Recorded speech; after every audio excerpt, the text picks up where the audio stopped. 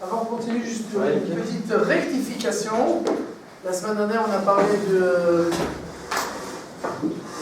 du protestantisme et par lapsus, on a dit Martin Luther King. C'est Martin Luther sans le King, sans le roi. D'accord, Martin Luther King, c'était un prêcheur africain, d'accord, qui a fait la guerre contre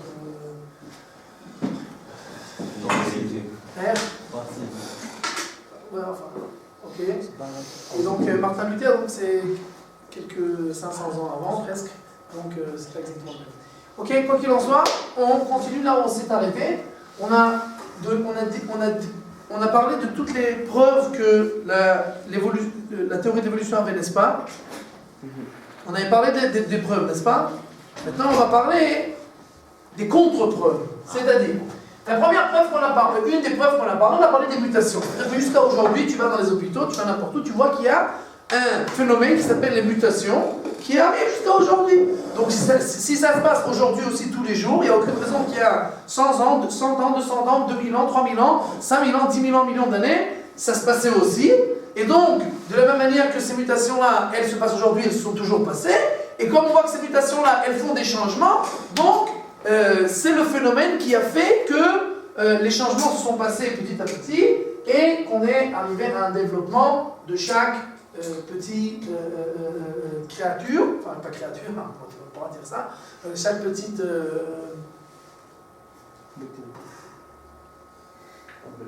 forme de vie ou pas de vie, etc. Ok, quoi qu'il en soit. Les mutations.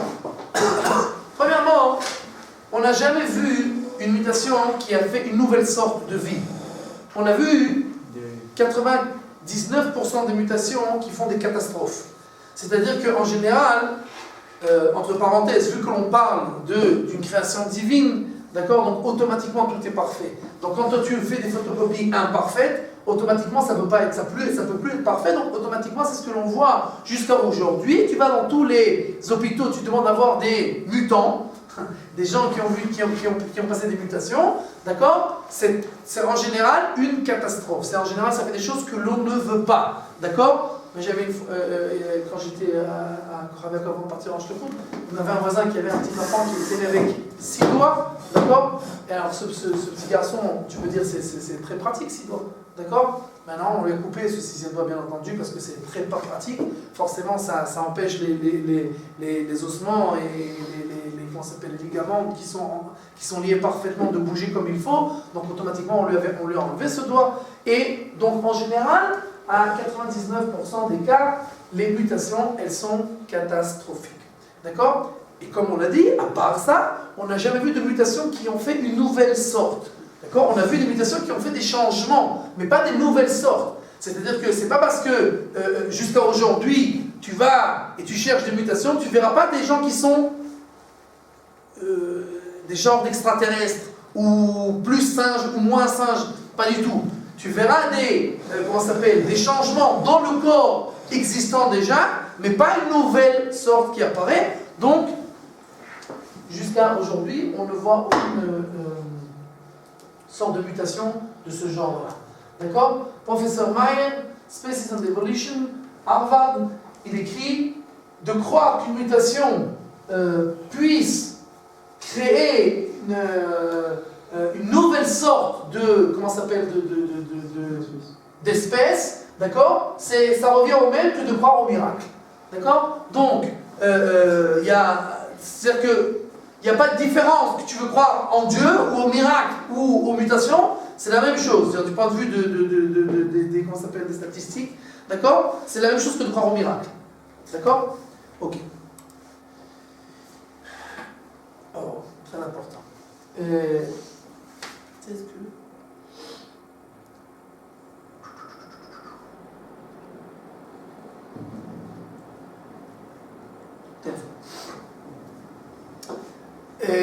Darwin lui-même, je vous rappelle que c'était un scientifique, donc un scientifique, toute thèse scientifique pour être acceptée comme telle, elle doit être possible, il doit y avoir possibilité de la contrer. C'est-à-dire que ne dis pas accepte et c'est comme ça et c'est tout. Donc tu me dis une thèse, c'est pas de problème, et tu me dis aussi comment je peux la contrer. C'est-à-dire tu me dis comment je peux prouver que c'est vrai ou pas vrai. Alors Darwin, dans son livre Origin of Species, il écrit dans plusieurs endroits, d'accord? Qu'est-ce qu'il faudrait trouver pour prouver que sa thèse, elle est pas vraie? Il y a plusieurs endroits, d'accord? Un des endroits, Darwin écrit que si l'on peut prouver qu'un mécanisme s'est formé, mais qui ne peut pas être fait d'une manière ta'alich iti, un processus lent, c'est-à-dire étape après étape, mais c'est obligé qu'on ait quelque chose qui était au début, sans étape, alors il dit, ma théorie, elle part en sucette. D'accord? Et je vais vous dire ça tout simplement, et après on parlera des choses plus compliquées que Darwin a parlé. D'accord? C'est la même question de savoir qu'est-ce qu'il y avait avant. Il y avait la poule ou il y avait l'œuf? L'œuf? Non, la poule. La poule. Et la poule. Et la poule, elle vient d'où? La muté. D'un œuf. D'un œuf. Et alors l'œuf, il vient d'où?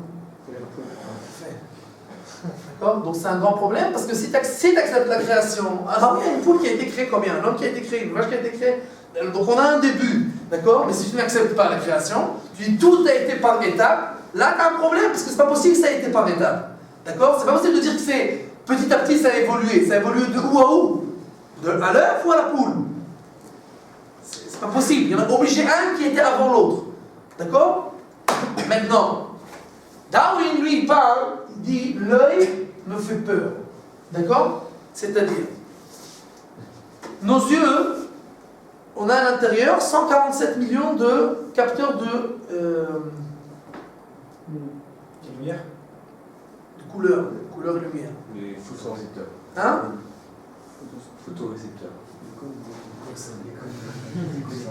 Et maintenant, vous comprenez que nos yeux, ils sont terriblement pointilleux et sensibles. Si on fait un changement dans l'œil d'un micromillimètre, tu vois plus. Maintenant, vous comprenez que l'œil il est très compliqué. C'est pas qu'il y a eu une mutation et d'un jour à l'autre il y a eu un œil. C'est pas possible. C'est trop compliqué pour que ce soit en une mutation, même en 1000 mutations, même en un milliard de mutations. D'accord? Le problème est que le seul œil qui puisse voir, c'est l'œil qu'on a aujourd'hui qui voit. Or, si c'était un processus lent, et que doucement, il y a des mutations, toutes ces mutations-là sur le chemin, l'œil, cet œil-là qui n'était pas encore un œil qui voyait, ben, la nature, qu'est-ce qu'elle aurait dû faire? D'éliminer. Automatiquement, puisqu'on a la sélection naturelle et que tout ce qui ne sert pas. Alors qu'est-ce que tu vas me dire? Oui, mais la nature, elle sait que ça va arriver. Donc tu dis qu'il y a en fait quoi?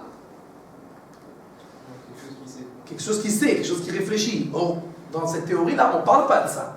On parle de choses qui se font par hasard et d'eux-mêmes. Donc, et comme tu dis que toute chose qui ne sert à rien, elle s'efface d'elle-même, donc l'œil n'aurait jamais pu exister normalement. Puisque ça ne peut pas être petit à petit. Parce que petit à petit, chaque étape, elle sert à rien. Il n'y a que notre œil comme il est aujourd'hui qui peut voir. D'accord? La même chose, Darwin écrit sur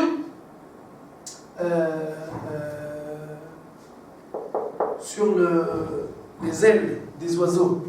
Il dit, on comprend bien que ça a commencé à évoluer, c'est pas qu'il y a eu une mutation et hop, il est né avec 2 ailes. Non, ça a été doucement. Encore une fois, cet oiseau-là, pour voler, il a besoin des ailes comme elles sont maintenant.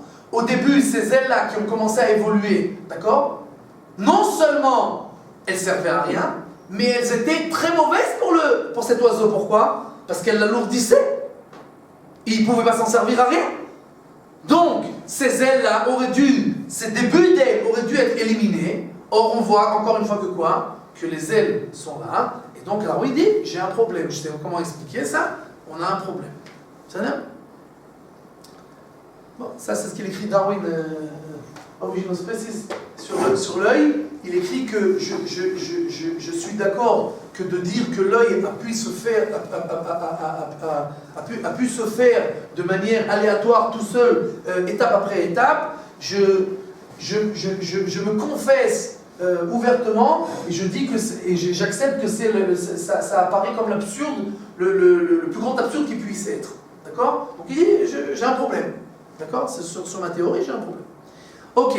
Sride Evarim, c'est-à-dire les restes d'organes. Comme on a dit la dernière fois, il y a des organes qui servent à rien.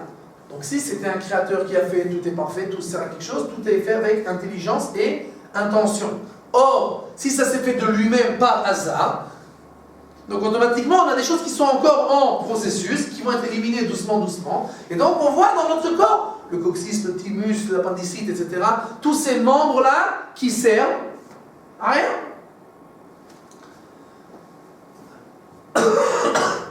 Le problème, c'est qu'avec le temps, plus les années ont passé depuis Darwin, et puis plus aujourd'hui, on sait que tous ces membres-là que Darwin pensait, que la médecine pensait qu'ils ne servaient à rien, aujourd'hui, on sait que tous, ils ont un rôle dans le corps humain. Si c'est pour le coccyx, par exemple, pour les facettes de Tactila, c'est pour la croissance. D'accord? Et comment s'appelle l'appendicite? On peut vivre sans, d'accord? Mais c'est pas que ça sert à rien. L'appendicite, c'est la poubelle du corps, d'accord? Donc, des fois, on l'enlève parce qu'elle a une infection, mais bien entendu, c'est mieux de l'avoir, etc., etc. Donc, il y a toutes sortes de membres qu'on pense qu'ils servent à rien. Aujourd'hui, on sait qu'ils servent pour l'immunité du corps, etc., etc. Donc, on voit aujourd'hui que cet argument-là de dire qu'on a des restes d'organes, ça n'existe pas. Il n'y a aucun reste d'organes. Tous les organes qu'on a, ils ne sont pas en processus, ils sont parfaits. D'accord? Ok.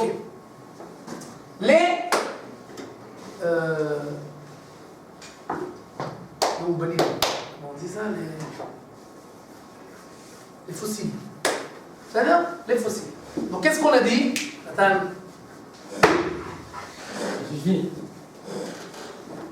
Les fossiles, qu'est-ce qu'on a dit? On a dit que si tu prends les couches géologiques, plus c'est en bas, plus c'est vieux, plus c'est en haut, plus c'est récent, et tu vas voir que plus c'est en bas, plus les fossiles ils sont simples, et plus c'est en haut, et plus c'est compliqué. Donc on voit qu'il y a eu une évolution. Darwin dit lui-même, encore une fois, je donne une théorie, mais je dis aussi comment on peut la contrer. Michel, celui qui pourra montrer une imperfection dans le domaine de l'archéologie des fossiles, alors il pourra repousser justement, à juste titre, toute ma théorie. D'accord? Or, aujourd'hui, on a trouvé déjà des dizaines et des dizaines de fois des fossiles beaucoup plus compliqués en bas et des fossiles beaucoup plus compliqués en haut, et à la même époque des fossiles qui étaient compliqués et simples, etc. Donc on voit qu'il n'y a aucun... ça ne dépend pas de ça. C'est-à-dire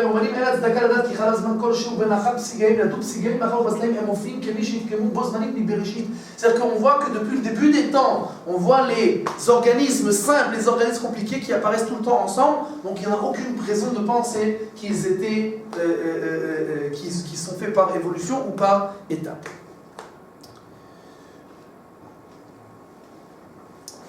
Bien entendu, on a fait toutes sortes de scientifiques qui parlent, qui expliquent pourquoi c'est pas une preuve forte, d'accord? Une des choses avec comment on peut savoir quand est-ce qu'il y a eu ce fossile, il était là ou il n'était pas là, comment on peut savoir? On a le carbone 14. Ok? Maintenant, le carbone 14, le maximum qu'il peut vérifier véritablement et pointilleusement, c'est juste quelques milliers d'années seulement. On ne peut pas faire plus que ça. Après, c'est des extrapolations. D'accord? Et par exemple, là, on a une des expériences qu'ils ont fait, ces scientifiques, pour montrer que tu ne peux pas te fier au carbone 14. Cette loutre-là, d'accord, qui a 6 ans, d'accord, 6 ans, elle est encore vivante, enfin je ne sais pas si elle est encore aujourd'hui, mais qui était à l'époque où ils ont fait cette expérience-là, ils ont donné au laboratoire, des gens qui ne savaient pas que c'était une loutre qui était vivante, ils ont donné une partie de peau à vérifier au carbone 14, et au carbone 14 on dit qu'elle a quelques milliers d'années. Donc c'est un grand problème.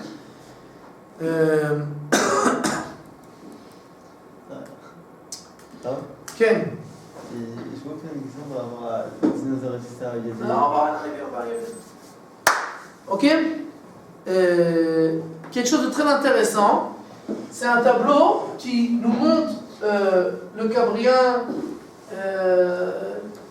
toutes les sortes de Néandertal, etc., toutes les sortes d'hommes, 600 millions d'années, 425 millions d'années, 300 millions d'années, 1 million d'années, 500 000, 300 000, 50 000, etc., toutes les sortes d'hommes, c'est-à-dire que de squelettes, etc., de crânes qu'on a trouvés et qu'on a vu qu'il y a une évolution. Le problème, c'est que à côté de tous ces hommes-là, on a trouvé, à côté d'eux, c'est-à-dire enterrés ou des fossiles, etc., les mêmes.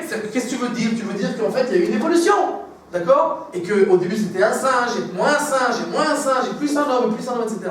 Le problème, c'est qu'on trouve à côté de tous, on trouve des ustensiles en fer qui ont la même. Voilà. C'est-à-dire qu'on ne voit pas que les ustensiles au début étaient plus simples et qu'après ils ont évolué, etc. On voit que depuis le début des temps, c'est-à-dire que d'après ce qu'eux ils disent, 600 millions d'années, ben, il y a 600 millions d'années, c'était la même chose qu'il y a 50 000 ans. Les gens vivaient de la même manière, d'accord? Les singes et les hommes, d'accord? Donc c'est un petit problème, bien entendu. Non, mais c'est là, les circonstances sont plus vite ou tout ça, je crois. Hein? Parce que là, les circonstances sont plus vite, enfin, le monde s'est développé beaucoup plus vite. 600 millions d'années. Oui. Bon, en résumé, ce qu'on a vu jusqu'à aujourd'hui, et c'est ce qui est très important, d'accord? Pourquoi c'est tellement important de savoir pour nous ce qu'on a étudié aujourd'hui la semaine dernière? À première vue, qu'est-ce qu'on a à faire? C'est très important parce qu'il faut savoir qu'il n'y a pas de théorie scientifique. C'est-à-dire que ce n'est pas quelque chose qui est prouvé scientifiquement. Or, c'est-à-dire que les chercheurs, ils ne prouvent rien, ils expliquent seulement ce qu'ils pensent qu'il y a eu. D'accord? Et maintenant, tu vas me dire, ouais, mais qui te dit que la théorie de la création, c'est la vraie? Qui te dit? Tu peux prouver Dieu? Tu peux prouver la création? Tu peux prouver au carbone 14 que le monde il est que 5700 et quelques années? Ça c'est une théorie, ça c'est une théorie. C'est vrai. Mais la différence c'est que dans notre vie, tout le temps, on va par rapport aux statistiques. C'est-à-dire, pourquoi tu marches dans la rue? Peut-être tu vas te faire écraser. C'est vrai, la majorité des gens qui vont dans la rue, ils ne se font pas écraser. D'accord? Mais pourquoi tu ne traverses pas l'autoroute en plein milieu? Bah parce que la majorité des gens qui traversent l'autoroute en plein milieu, ils sont écrasés.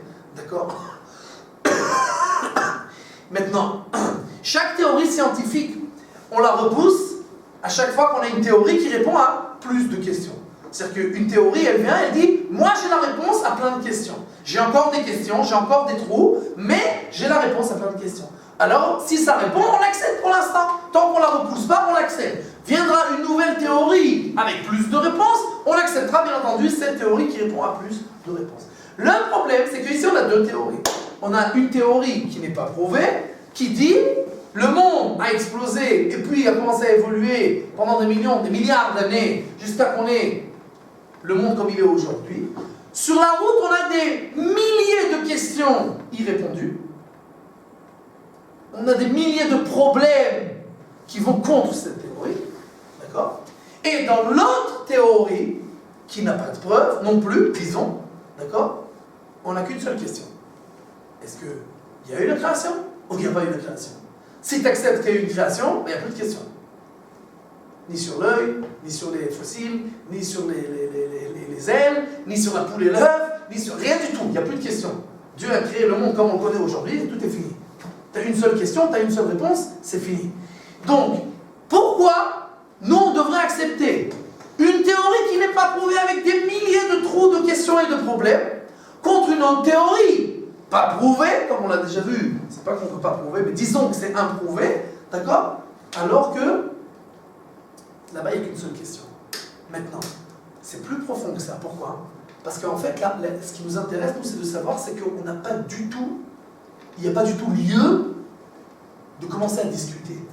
C'est-à-dire que vous comprenez, parce qu'en fait, à chaque fois qu'il y a un imbécile qui va venir et qui va dire « Moi, j'ai une nouvelle théorie, comment le monde a évolué, a créé, etc. » Alors moi, je vais te voir maintenant « Ouais, la Torah, en fait, ça s'arrange aussi. Si tu regardes les psukim, tu regardes le Midrash, le Maharal, il explique comme ça. En fait, on peut voir que c'est aussi comme ça. » Ok, mais pourquoi tu veux que moi je me casse la tête maintenant à aller expliquer la Torah par rapport à la théorie de l'évolution quand cette théorie-là n'est pas du tout prouvée? Demain, quelqu'un va venir, il va à une autre théorie. Non, en fait, t'as raison, mais la Torah, elle s'arrange. On n'a pas besoin d'arranger la Torah avec chaque théorie qui n'est pas prouvée. Parce qu'ils disent que c'est au nom de la science. Elle a d'abord sauf. Il n'y a pas de fin à ça. Et la Torah, elle n'a rien à faire de tout ça. Nous, on n'a pas besoin de se justifier devant chaque théorie. 2 et 2, ça fait 4. Ça, c'est des mathématiques, c'est clair, c'est simple, c'est net. La Torah, c'est clair que ça s'arrange aussi avec ça. Mais chaque théorie, quelqu'un va inventer, et maintenant, moi, je vais devoir arranger la Torah avec ça. Et c'est pas qu'on ne peut pas arranger, comme il a dit le Rav Moshe Moshko-Zatzal. D'accord? Adam Arishon, il a été créé à quel âge il avait? 30 ans. 20 ans. Le Midrash, il a dit que Ben Esrim ou Ben Rega. Il avait une seconde, mais il apparaissait comme un homme de 20 ans. Alors Moshe Moshko dit non, alors c'est la même chose avec le monde, exactement la même chose. Le monde, il a été créé en un instant, mais il avait l'air déjà évolué. Comme l'homme qui a été créé, déjà évolué, déjà adulte. Le monde aussi, tu regardes à l'intérieur, il est déjà adulte. Comme s'il y avait déjà des milliers d'années, des millions d'années. C'est tout. Donc c'est pas qu'on ne peut pas prouver, mais on n'en a rien à faire, c'est ça la question. Maintenant vous allez me dire, ouais, on a trouvé des squelettes de dinosaures, etc.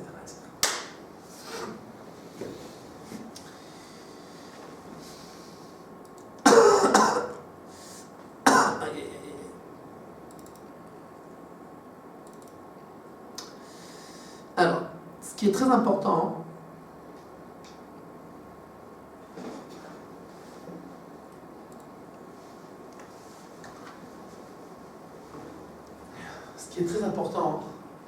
c'est de savoir que tout ce qu'on parle de squelettes, de dinosaures, alors,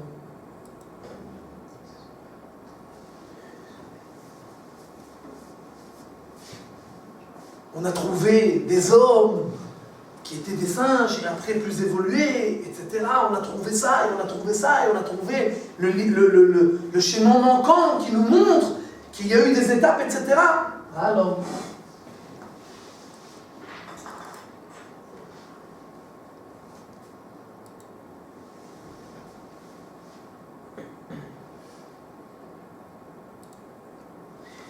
ok? Ce qui est très important, Théo, regarde bien, c'est intéressant. Ce qui est très important, c'est de savoir qu'en fait, on n'a rien trouvé. Et ça, il faut très bien comprendre ça. La majorité des choses qu'on nous raconte, c'est des inventions, et c'est du falsification, et pas seulement des falsifications, mais c'est qu'on nous oblige à accepter des choses qui n'existent pas.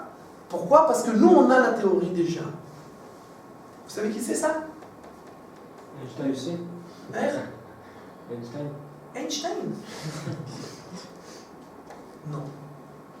C'est Lucie.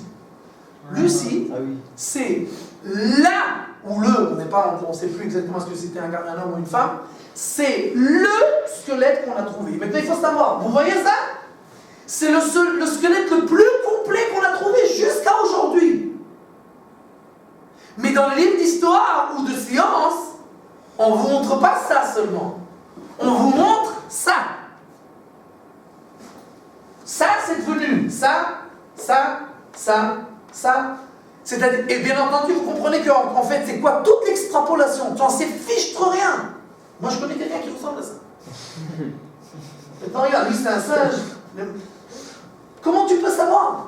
C'est-à-dire que tu as des petits bouts de tout et de rien, et en fait, qu'est-ce que tu fais? Tu fais de la reconstitution, et dans les livres, c'est ça qu'on montre. Les livres d'histoire et dans les musées. D'accord? C'est ça qu'on montre. Maintenant, vous voyez même que dans les livres d'histoire eux-mêmes, chacun a fait une autre extrapolation. Parce qu'en fait, tu ne peux pas savoir. Donc, tu ne peux rien savoir. Rien pour le fun. Avant ça, si tu prends un squelette qu'on a trouvé, et maintenant tu fais une extrapolation, tu peux faire ce que tu veux avec. D'accord? Tu peux faire ce que tu veux. Pourquoi? Parce qu'en fait, c'est tout par rapport à ton imagination. C'est tout après comment toi tu reconstitues. Mais c'est pas qu'on a trouvé et après des hommes évoluent, etc. On a trouvé des morceaux. Et ça, c'est encore Lucie. C'est le squelette qu'on a trouvé le plus complet. Vous allez voir que la science, elle a fait... La science, encore une fois, il faut très bien comprendre ce que je suis en train de parler. Je ne dis pas que la science, c'est pas des choses bien, etc. La science, c'est extraordinaire et c'est parfait. Mais justement, ça, c'est pas de la science. Les gens qui s'occupent de ça, ça n'a rien à voir avec la science. C'est de l'imagination. D'accord? Un morceau de crâne, d'accord? La reconstitution, vous voyez, dans chaque musée ou comment ça s'appelle, journaux scientifiques, etc. Hein? Des revues scientifiques, etc. Vous voyez qu'avec le même morceau de crâne, on peut faire tout et n'importe quoi. Tout et n'importe quoi. On a trouvé ça, ça et ça. Et c'est devenu ça, ça, ça, ça et ça. Dommage. Hein? Oula, dommage. Mais ça, c'est encore bien. Encore une fois, un morceau de squelette, et après on fait ce qu'on veut. Hop, on a trouvé une dent, c'est lui. Ne rigolez pas, c'est véritaire, c'est pas une blague. Par rapport à la dent, on a dit, donc sa bouche avait l'air de ça, son visage ça, etc. Ses cheveux aussi. Hein? Ses cheveux. Bien sûr, ses cheveux, on peut savoir par rapport à... D'accord? Vous comprenez un peu c'est quoi l'absurde de quoi on parle en fait? Ok. Ok. On en reviendra après à l'Archéopétrix. Maintenant, la même chose avec les fossiles. D'accord? Pendant des années, on a dit que par rapport aux fossiles, on va savoir, on va chercher le maillon. Le chaînon manquant. C'est quoi le chaînon manquant? On veut voir une évolution. On veut voir qu'on est passé d'une espèce à une autre. Et voilà, le Latimeria, dans le livre d'histoire, c'est comme ça qu'on le dessinait. C'est ça, le Latimeria, c'est un fossile, d'accord? Et les scientifiques ont dit, oh, voilà, c'est le chaînon manquant. Pourquoi? Parce que d'un côté, c'est un poisson. De l'autre côté, on voit qu'il a des petits pieds et qu'il a une comment ça s'appelle, une maréchette. Un genre de poumon qui peut respirer aussi en dehors de l'eau. Et donc dans le livre d'histoire et de science, c'est comme ça qu'on dessinait le Latimeria. Tu vois un poisson qui est moitié poisson, moitié reptile. Et donc voilà, on a le chaînon manquant. Tu vois qu'il y a des espèces qui ont évolué, etc. Le grand problème, c'est qu'en 1938, on a trouvé un Latimeria qui vit jusqu'à aujourd'hui, d'accord? Et ça a tout chamboulé parce que tous les scientifiques qui ont écrit tout ce qu'ils ont écrit, on a un grand problème. Pourquoi? Parce qu'il n'a ni pattes, aucune possibilité de respirer sur la Terre, etc., etc. Donc c'est un poisson à 100%. Et pourtant, et c'est pas moi qui dis ça, c'est les scientifiques qui disent que quand on a trouvé ça, c'est fini. Cette preuve-là, elle n'existe plus. Ken? Alors c'est quoi ces trous, ces formes-là qu'il y a dans les roches? Quoi, ici? Ouais, il faut comprendre quoi de ça. Mais j'en sais fiche très bien. Après, c'est ton extrapolation, c'est ton imagination. Après, c'est toi qui décides. Qu'est-ce que c'est que ça? Tu peux dire que c'est des poumons, tu peux dire ce que tu veux. Et la preuve, c'est qu'après, quand on trouve, rien du tout. Quel? J'ai déjà vu une photo d'un poisson qui marchait en dehors de l'eau. J'ai pas dit qu'il n'y a pas de poisson qui marche en dehors. C'est très possible. C'est-à-dire que les poissons qui sortent de l'eau et qui marchent. Mais bien entendu, c'est pas un problème, il y a des poissons qui marchent en dehors de l'eau. Le problème, c'est de savoir est-ce qu'on a un chaînon manquant. C'est-à-dire, est-ce que pendant les millions d'années qui étaient avant qu'on ait des animaux, des êtres humains, etc., on a eu une évolution. On n'a toujours pas de preuve à ça. La preuve, le chaînon manquant, l'Archéopétrix. L'Archéopétrix, pendant des années, on était sûr que quoi? Que c'était, bien entendu, le chaînon manquant. Pourquoi? Parce que c'est un oiseau qui est aussi un reptile. Donc là, c'est pas un poisson qui est devenu un reptile, c'est un reptile qui est devenu un oiseau. D'accord? Maintenant, vous pouvez voir, très intéressant, les reconstitutions de cet Archéopétrix, le même fossile. C'est un oiseau, c'est un dinosaure, bien entendu, la seule chose qui est dans toutes les reconstitutions, c'est la queue. D'accord? parce que là on peut l'avoir bien entendu très flagrant. Donc dans toutes les reconstitutions, la seule chose qui ressemble, c'est la queue. À part ça, rien du tout.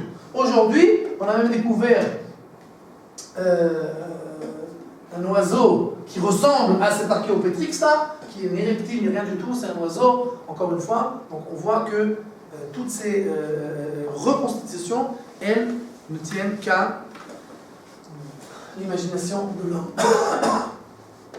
Ce bout de crâne, c'est devenu ça, ça, ça et ça. J'ai un copain qui... Je rigole pas. Ça peut pas être un homme d'aujourd'hui, ça. Si tu enlèves les poils, etc., comment ils savent que par rapport à son crâne, il avait des poils comme ça? Encore une fois, tout est un sujet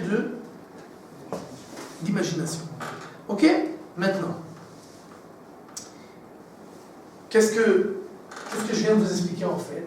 C'est que dans ce domaine-là de la science, pas la science en général, la science en général est parfaite. Elle étudie des choses qui sont prouvables et étudiables. Là, on étudie des choses qu'on ne peut pas prouver, qu'on ne peut pas étudier. Et tout a lieu à extrapolation et à invention et à imagination. Tu vois quelque chose, maintenant toi tu dois inventer qu'est-ce qu'il y avait avant. Regardez bien ce que vous allez voir ce film-là. Qu'est-ce qu'on a trouvé et qu'est-ce que de là on a prouvé. Regardez bien.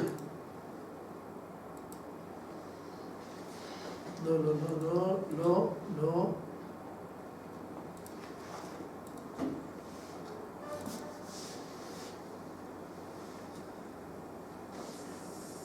Enfin, on a trouvé la preuve. Further south in Africa, at Laetoli in Tanzania, the legendary Mary Leakey turned up quite by chance. La légendaire Mary Leakey, la scientifique, a trouvé la preuve à l'évolution.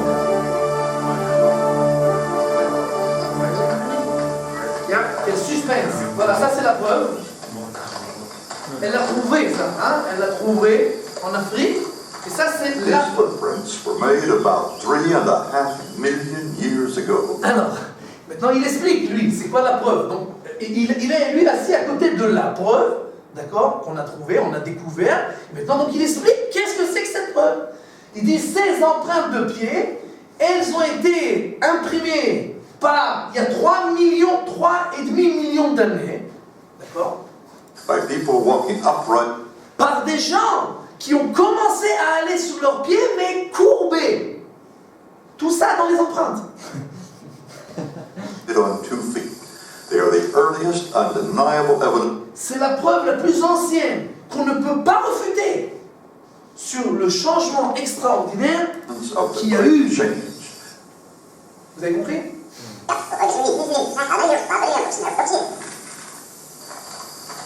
These footprints were made about 3.5 million years ago by people walking upright on 2 feet.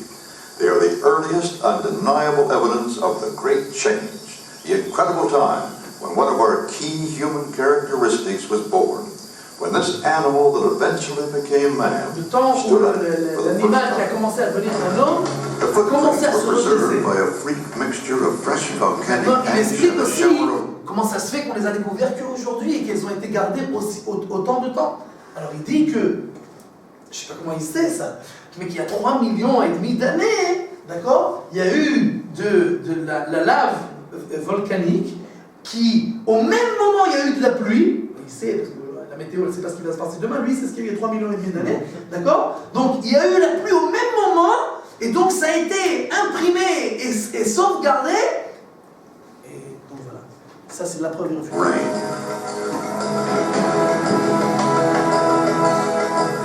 You can even see the raindrops in the ash and the prints of other animals that walked by that day, millions of years ago. Another piece for the human puzzle. Upright walking must have begun as long ago as 4.5 million years. The clouds are starting to lift.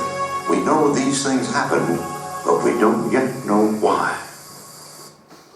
Donc il dit que, voilà, au Hachem, on a trouvé une preuve irréfutable, et c'est encore une pièce dans le puzzle qui nous montre que la théorie est bien entendu parfaite et irréfutable.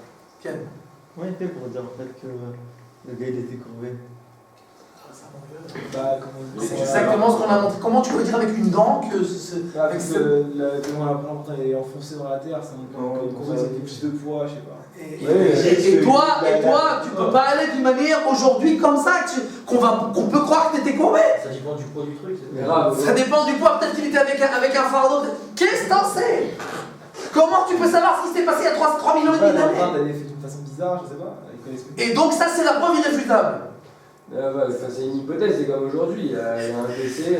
Encore une fois, les hypothèses scientifiques, c'est des hypothèses qu'on peut tester en laboratoire, qu'on peut prouver aujourd'hui, maintenant devant les yeux. Enfin, c'est comme les décès. Aujourd'hui, il y a un mec il meurt à 6h50. Si on le découvre demain, on saura qu'il est mort à 6h50. Exact. Demain, tu peux savoir qu'il est mort hier à 6h50. Tu le découvres dans son cercueil après 3 millions et demi d'années. Tu vas pas me dire c'est 3 millions et demi d'années, pas 3 millions et 600 000 ans, 3 millions et demi d'années, et quand il est mort, il était courbé sur le... Arrêtez bêtises. D'accord ? Et donc, encore une fois, là, c'est un autre cours là qu'on parle, d'accord ? Il y a la science qui parle de théorie exacte, d'accord ? D'études exactes, et que ça, on peut vérifier, on peut voir, on peut contrer, etc. Là, tu me dis, voilà, on a trouvé une empreinte, c'est la preuve. Je peux maintenant discuter avec toi. Qu'est-ce que je peux discuter? Tu as trouvé une dent, tu m'as refait un homme. Tu m'as dit, voilà, tu vois, c'est un homme singe. Je peux discuter avec toi.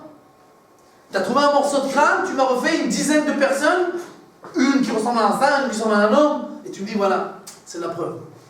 Indiscutable. La preuve, c'est que les scientifiques eux-mêmes entre eux, chacun dit autre chose. Chacun extrapole autre chose, chacun imagine une autre forme, etc. Donc bien entendu, qu'est-ce que ça nous montre? Qu'on ne peut pas se fixer là-dessus, qu'on ne peut pas se baser là-dessus. Oui, mais enfin, sur 10 scientifiques, ils sont tous sûrs pour dire que là, ça a dépassé un certain nombre d'années. Je parle, hein, c'est juste pour me renforcer dans les arguments, on va dire.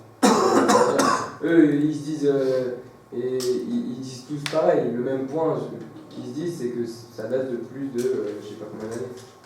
Minimum. Après, l'apparence. Si vous parlez en hébreu, je vous aurais montré un film où on voit les scientifiques d'aujourd'hui, tous les prix Nobel, tous les grands aujourd'hui, la quasi-majorité ne croient pas en la théorie de l'évolution, d'accord? La quasi-majorité des scientifiques croient en Dieu. Je ne parle pas d'Akadosh Baruch Hu, mais ils croient qu'il y a eu une création, qu'il y a eu un créateur, etc. etc. La quasi-majorité des scientifiques, je ne parle pas d'un prof à l'école, je parle des prix Nobel, à Harvard, etc. D'accord? Il y a des recherches qui ont été faites là-dessus. D'accord? Et donc, cette théorie-là, elle a été acceptée. Plus que ça, je vais vous dire plus que ça. Vous savez qu'on a un livre qui s'appelle Viduyo Shel Kofer. La confession d'un renégat. Vous savez qui c'est qui a écrit ça? Alex Duxley. Je ne sais pas si exactement c'est comme ça qu'il s'appelle. D'accord? Vous pouvez chercher sur. Il est traduit dans des dizaines de langues. D'accord? C'est l'élève de Darwin. L'élève de Darwin qui a écrit une confession. Un livre qui s'appelle La confession d'un renégat. Et qu'est-ce qu'il écrit dans ce livre là-bas? Il écrit pourquoi en fait toute la théorie, c'est pas qu'on y croyait vraiment. C'est pas qu'on était sûr que d'un point de vue scientifique ça s'arrangeait, mais on avait toutes les raisons du monde de vouloir prouver au monde qu'il n'y a pas de Dieu. Il a écrit un livre entier, une confession. D'accord? Maintenant, pas besoin d'aller jusqu'à Alex.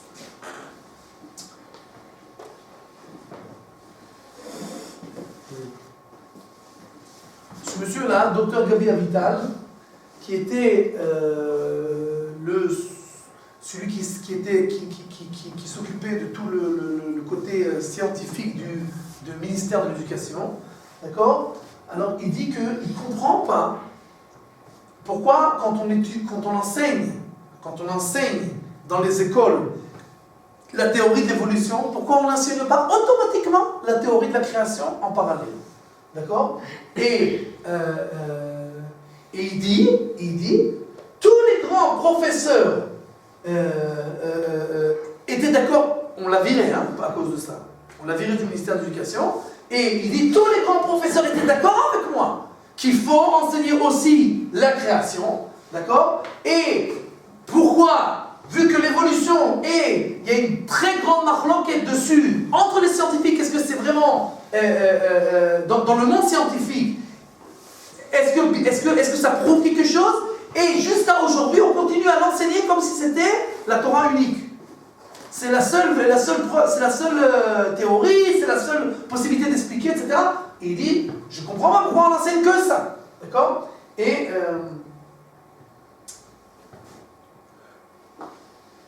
il dit, ce qui me fait le plus mal, c'est ce qu'on a parlé la semaine dernière, c'est qu'on a transformé l'évolution en une religion. Pourquoi? Parce que dans toutes les écoles, tu enseignes aux élèves que quoi? L'évolution. Qu'est-ce que tu leur dis en fait? Vous faites ce que vous voulez. Il n'y a pas de Dieu, il n'y a pas de Torah, il n'y a pas de pro, tu ne dois rien à personne, etc. Tu viens d'un singe, tu vas mourir, tu vas retourner à la poussière. Donc, en fait, c'est devenu, bien entendu, les élèves, ils sont très contents d'apprendre ça. Pourquoi? Parce qu'on a une preuve qu'on ne doit rien à personne et qu'on peut faire ce qu'on veut. Donc, on a transformé ça en une religion. Et cette religion-là, le moindre doute que tu rentrerais à l'intérieur, c'est que tu deviens un renégat. Alors que les scientifiques eux-mêmes, la majorité, ils repoussent complètement cette théorie. Mais aujourd'hui, dans le monde de l'éducation, on enseigne ça comme si c'était la Torah. Et si quelqu'un dit un mot, c'est un renégat. D'accord? Il dit le public large, il reçoit une image comme si l'évolution c'était une vérité scientifique. D'accord? Et il dit le public, il n'est pas du tout au courant de ce qui se passe dans le monde scientifique autour de cette théorie. Nous, c'est ce qu'on a fait dans les deux cours de cette semaine et la semaine dernière. D'accord? Et il dit que il y a une pétition où il y a plus de 1000 grands scientifiques, les plus grands scientifiques à travers le monde entier, qui ont signé pour attaquer la théorie de l'évolution et pour dire que cette théorie-là, elle ne vaut pas un sou et qu'on ne peut pas l'appeler théorie scientifique. Ok? Donc ça, c'est ce qui était très important pour moi que l'on comprenne. C'est pas que moi je comprends mieux la théorie ou que je sais prouver exactement contre la théorie. C'est pas ça qui est intéressant du tout. C'est juste de montrer que le monde scientifique lui-même, il n'a aucune idée vraiment de ce qui s'est passé. C'est tout des extrapolations, de l'imagination, de la reconstitution, etc. Mais tu peux vraiment rien prouver. Donc moi, je ne dois pas avoir des doutes et de me dire peut-être que la Torah ça ne s'arrange pas avec. Je ne suis pas du tout à me poser la question parce qu'on n'a rien devant les yeux. On n'a aucune théorie devant les yeux et donc on n'a pas besoin de se faire du souci par rapport à cette théorie. Question. Quelle théorie? Est-ce que après la Torah, le monde il a vraiment 6000 ans? Quoi? Est-ce que après la Torah, l'homme existe depuis 6000 ans? 5776 ans, pour être exact. L'homme, Ouais, tu vois, comme ma boule. C'est-à-dire avant ça, il n'y avait aucun homme. Il n'y a rien. Alors, encore une fois, si on veut trouver des sources qui vont aller aussi dans la direction de l'évolution, on peut trouver. Il y a écrit dans le Midrash qu'avant que ce monde-là, comme on le connaît, il existait, Dieu, il créait des mondes et il les détruisait. D'accord? Il y a des commentateurs qui disent que le temps, comme on le connaît, il a commencé que à partir du 4e jour, où il y a eu le soleil et la lune qui ont été créés. Donc c'est les jours comme on les connaît. Mais avant, on ne sait pas combien de temps c'était chaque jour. Etc., etc. Donc si on veut chercher et trouver des sources de tous les côtés, on peut toujours trouver. C'est pas un problème. La question est, est-ce qu'on doit faire ça? Est-ce que ça nous intéresse de faire ça? Non, mais ça nous permet peut-être de savoir de voir que ça a été prouvé, on va dire, prouvé. On peut dire... Mais encore une fois, ça a été prouvé dans la Torah. Dans la Torah, on a des avis. Ça rien n'est prouvé. J'ai pas besoin de mettre ça par rapport à l'évolution. Ça n'existe pas pour moi. Dans la Torah, Je peux dire que dans la Torah, on a des possibilités d'expliquer toutes sortes de directions, mais c'est tout. Pas par rapport à ça, ça n'existe pas. Ça, c'est rien. Ça, c'est de l'air. Tu comprends? Et encore une fois, ça ne change strictement rien par rapport à nous, parce que toute la question, c'est par rapport à l'homme. L'homme, il a été créé le 6e jour. Depuis le 6e jour, rien n'a changé. Ça, tout le monde est d'accord. Le monde, il est 5776 ans. Finito la commedia, il n'y a rien à chercher après. Peut-être au sens littéral, peut-être si on va plus loin, je sais pas. Enfin, de toute façon, ça sert à rien de savoir tout ça, mais c'est juste que ça peut nous avancer dans. Juste nous avancer. Ça nous donne en plus, mais ça va rien nous servir dans notre vie, mais. Si. Encore une fois, ça n'a rien à voir à maintenant de chercher à prouver quelque chose, c'est tout simplement une étude.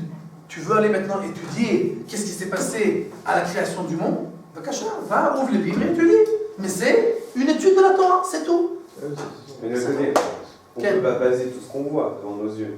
Si on trouve des choses, on est obligé de les étudier, on ne va pas les baser, on va dire non. Encore une fois, ça c'est le problème des scientifiques. C'est normal. Quand les scientifiques viendront et ils ont dit on a trouvé des choses, et on peut les prouver aujourd'hui, ok, moi ça m'intéresse, moi j'étudie la science, bien entendu c'est très intéressant, d'accord? Mais montre-moi des choses qui sont prouvées, des choses qui sont prouvables, des choses qu'on peut vérifier. Ne me dis pas des extrapolations que tu crois qu'il y a 3 milliards d'années que c'est ce qui s'est passé, etc. Ça m'intéresse pas. Tu comprends? Tov. Il est l'heure. Quelqu'un a encore une question avant qu'on termine? Et les dinosaures? Les dinosaures, c'est pareil, c'est la même chose. C'est tout des extrapolations. Les squelettes que vous voyez dans les musées, d'accord? Des monstres de kilomètres, etc. Il n'y a pas un seul dinosaure qui a été trouvé de cette manière. Il ne faut pas vivre dans un rêve. Ils ont trouvé un os par-ci, un os par-là, et après ça a été reconstitué. D'accord? On a trouvé une dent, et alors on a refait une mâchoire énorme, etc. C'est pas qu'on a trouvé des squelettes. Mais de la même manière que tu verras dans les livres de science des reconstitutions, des squelettes entiers. On dit voilà, ça c'était le Cro-Magnon, ça c'était le Néandertal. Tu dis, oh, on voit la différence. Non, mais c'est parce qu'on a trouvé ça. Ça, c'est des reconstitutions de ce qu'on a trouvé. Ce qu'on a trouvé, c'est des petits morceaux par-ci, par-là. C'est quoi leur intérêt Ils veulent prouver que c'est ça la théorie unique. Que Dieu n'existe pas. Mais enfin, le monde il est pas fou quand même, il continue à... C'est pour ça que la majorité des scientifiques n'acceptent pas ça, parce que le monde n'est pas fou. Alors comment ça se fait si la majorité des scientifiques n'acceptent pas ça? Alors comment ça se fait qu'on l'étudie dans l'enseignement? Mais c'est ce qu'il dit. Il dit, je comprends pas pourquoi on s'abstine. C'est comme en France. C'est comme ce que je vous ai dit. Je vous rappelais le bac français. Que la dernière question en biologie, c'est toujours là. Pourquoi? Pourquoi tu m'obliges à étudier ça? Pourquoi tu m'obliges à savoir que c'est la seule théorie unique? Je vois pas l'intérêt d'une personne, enfin, les scientifiques, on va dire, ils sont intelligents d'une certaine façon. Je vois pas leur intérêt de dire, bon, on va reconstituer, il n'y a aucun intérêt. De se dire, on va prendre un os de là, et ça va former un dinosaure, comme ça on va faire croire... Mais pourquoi tu discutes avec moi? Regarde ce que les scientifiques eux-mêmes, avec le même crâne, ils ont réussi à reconstituer des choses complètement différentes. C'est pas moi qui explique ça, c'est pas moi qui dis ça. C'est ce que tu vois devant tes yeux. Donc tu vois toi-même que quoi? Que ces mêmes scientifiques-là, ils inventent, tout simplement. C'est tout. Tov, je vous rappelle deux choses. Tu peux arrêter le... C'est là.